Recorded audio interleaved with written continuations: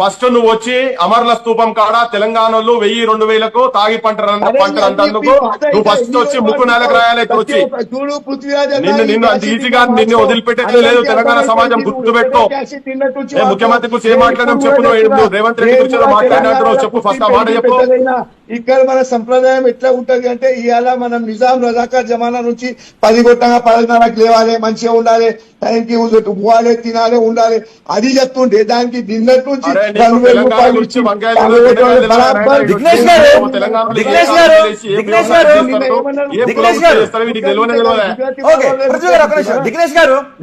దిగ్నేష్ గారు గుజరాతీ మార్వాడి గుట్కా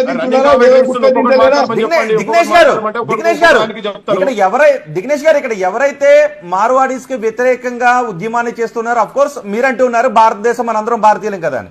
సో ఎవరైతే మీ గురించి కొన్ని భయాలు వ్యక్తం చేస్తున్నారో ఒక్కొక్క రకమైన భయాన్ని వ్యక్తం చేస్తున్నారు. మీరు మాట్లాడింది కూడా అంటే కించపరుస్తూ మాట్లాడారు మీరు అని అంటూ ఉన్నారు.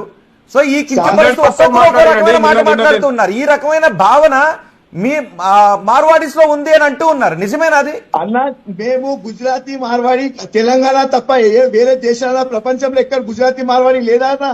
మేము ఇక్కడనే చేస్తున్నాం పెద్దతనము. వేరే రాష్ట్రంలో లేదా? ఇప్పుడు గుజరాత్ మన తెలంగాణ వాళ్ళు లేరా? వాళ్ళకు మాకు గొడవలు కాదా? అయితే